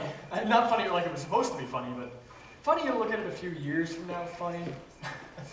You want to know the really funny part? You'll be dining out on stories of Charlie's aunt 30 years from now. People will ask you about it in green rooms and actor bars from coast to coast. It'll be legendary. Except he'll be a lawyer. And it won't be legendary on Wall Street law firms river to river. And they'll tell them the story and they'll nod and laugh, but they won't really understand. And after a while, he won't even remember why it was funny. Nope, you have to be on stage to understand. You must be Charlie's aunt. Me? No! I must get my kid from the dressing room. So Columbia Law. When do you start? September, I guess. Yes. No, I'm sure I'm going. It's ironic, really. My agent called. The Guthrie Theatre wanted to see me for a spot in their resident company. I said I couldn't. I'm starting school. Right. But, you know, I already defer my enrollment for Columbia for a year. Hey, do you know, look, this summer, Charlie's Art and Not, this summer has been pretty incredible. Do you think I should look into that? Deferring my enrollment? Hey, do you think there's something from Horatio I could do for my audition? Well, yeah, there's Thank you so much, really. Thank you. This summer, are you coming back to the party? In a minute. You know, if you put in some air conditioning and kept the goddamn mosquitoes out, it won't be too bad up in here. What do you think for next season? Well, I haven't given it much thought with all the, How about some Strindberg? Dance of Death. I've always wanted to play the captain. Or an Ibsen. I've got a killer concept for the lady from the sea. Well, you know, Barbara kind of has this thing about Ibsen's. Really? Gordo, that is a terrific idea. I bet she would sponsor it. You know, she just might, if you were the one to tell her. Make sure that you tell her that it's by Henrik Ibsen, the same author as Peer Gynt. And tell her that you directed Charlie's Aunt. That'll clinch it. Thanks, Gordo. Thanks. So, what do you think about next season? You want to come back? Well, I don't suppose I'd win the Happy Camper Award, but this damn barn grows on you. It's the smell. What? It's the smell that grows on you. Of the grease paint? Of the barn itself. Old wood, slightly musty, maple leaves. Candle smoke? Mildew and bug repellent? 200-year-old couch? Flop, dear. Ethel always referred to it as flop. Oh, look who's here. Where have you two been? I think they've been in the prop loft. We were checking our props. Just like Pig Yin, Tyler. Tyler? Gordon, we need to ask you something. Do you suppose it would be possible if, I'm sure it won't be possible. We want to know if we can get married in the barn next summer. Oh my goodness. How wonderful! Holy crap. How wonderful! Another wedding in the barn! I can't remember the last time we had a wedding in the barn. Do you remember, Sarah? I think I was blacked out. Daisy! I remember! It was Gordon and Sarah! That must be why I was blacked out. You two are married? I've been working with you all summer, and I didn't know you two were married. We're married. Not anymore. Divorced. For 3 years. And 4 months and 9 days. Gordon. Oh, what about the barn? Oh, yeah, well, if you can do it on a dark night, maybe, or before the season started. That is so cool. You are so cool for an old guy. Really? Only if it works with the season. We can't interfere with this season. Shut up, honey. Kiss me. Wow, Tyler. Just a few days ago, we saw you morph into a bat, and here you are, morphing into a married man, which is like, wow, really amazing for those of us who know you. Let's go dance. Yes, let's go dance, Richfield. You too, Vernon. Good God.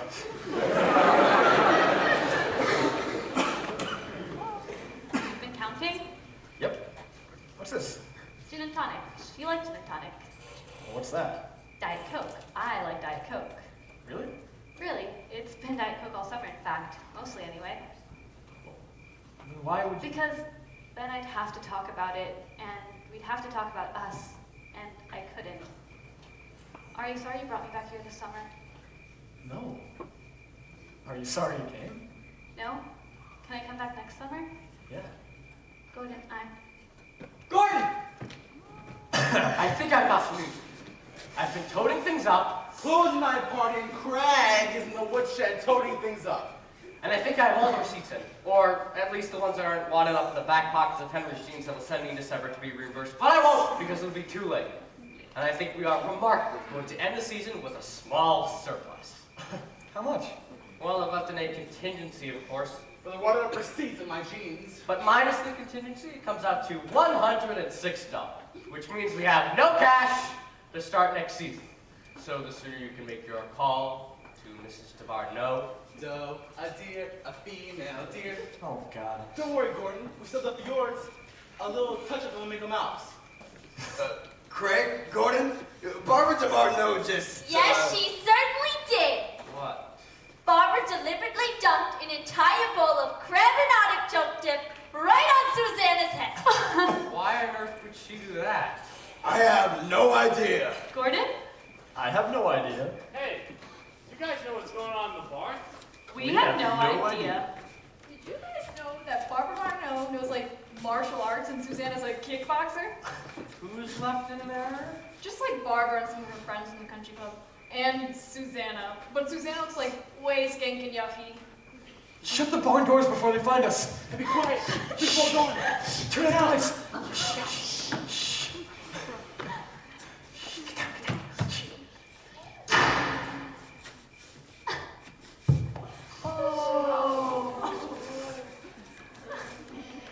Oh, Susanna. Don't you cry for me. Wow, what an amazing end to an amazing summer. Totally amazing. Tea is served. It was great. I think I slept maybe 3 hours all season. And I'm going to stay in touch with everyone, the whole company. You're like my family now. I'm going to write and email everyone all the time. We all will. I know it. You won't, you know. Vernon? What? She won't write everyone, and everyone won't write back. You know that. Of course I know that, but that's old like sign night, and I certainly wouldn't say that. It's just the first job thing. What do you mean? What? He means that the first time you do this, it's so intense that the people you work with become your entire world, and it seems impossible you won't all remain that close forever. But you don't. Stay close to some, bump into others from time to time at an audition. But sooner or later, you'll find yourself at another theater trying to make plays, and what you really make is just another temporary little family, which is what brought you into the business to begin with. It's why we sing the song. What does Old Lang Syne mean anyway? Well, I always thought that old Mr. Lang had a son. Old Mr. Lang had a sign, like Old MacDonald had a farm. Yes, exactly. And it was a sign of... well, I can't remember. It's sweet and sad, and we sing it all together, and I love the way Sarah takes the harmony at the end. It's about old acquaintance. And friendship. And not forgetting. And telling stories in the barn on a summer night. Should old acquaintance be forgot And never brought to mind. Should old acquaintance be forgot, and days of old lang syne. For old lang syne, my dear, for old lang syne, we'll take a cup of kindness yet for days of old lang syne.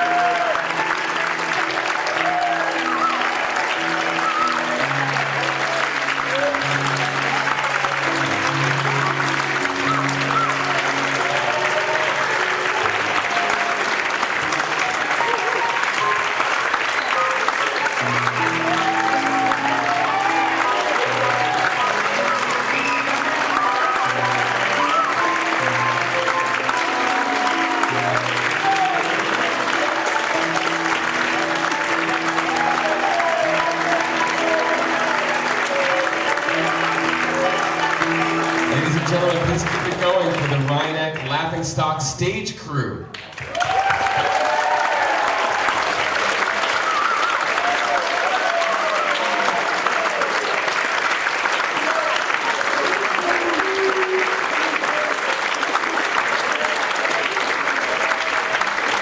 Our two assistant stage managers, Daniel Jason and Amy Spencer.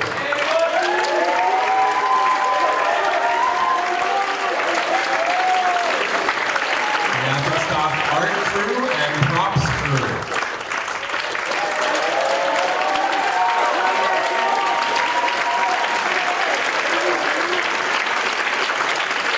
The Laughingstock hair, makeup, and costume crew.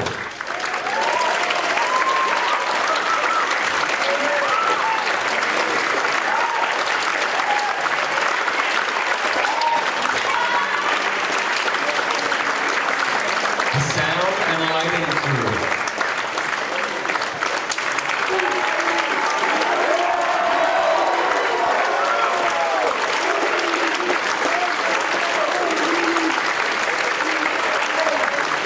Our understudy, Tessa McSweeney.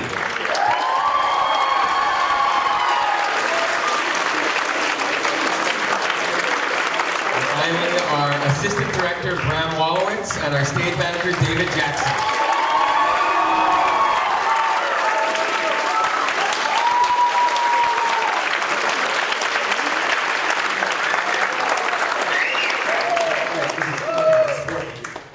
First of all, thank you all for coming out. We really appreciate it. I'd like to thank the crew and cast for doing a fantastic job and really putting themselves I'd also like to thank the parents who brought food and drinks to us when we needed it. And lastly, I'd like to thank Ms. Fontecchio and Ms. Dallo for letting us use our rooms for instructions and providing us And finally, and most importantly, we'd like to thank our director, Mr. Harris, for throwing this whole thing together.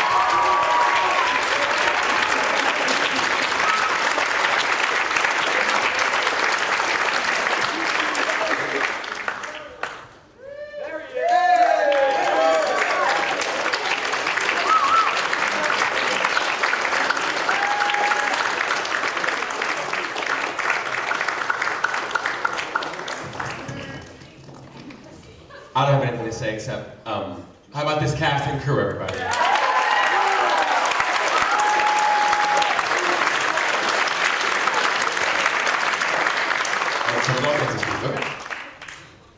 We'd like to thank our wonderful ASMs, our ASMs and David and Bram, because they put in way too much effort and they've been wonderful through all of this.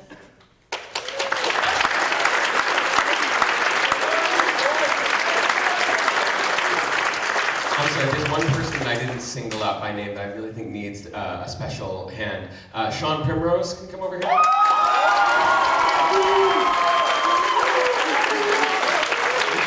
was our head of lighting, but also our head of the scenic department. And by head of scenic department, I mean he built everything on stage himself. Sean, excellent. He had help. This guy, he really made it happen. I'm so proud. I'm so sorry that you're graduating. I wish you could just stay one more year. Can you fail a class, perhaps, and stay one more year? No? Okay. Well, thank you all very much for coming. We hope you'll come back and see our musical, The Music Man, in late February 2015. Thank you.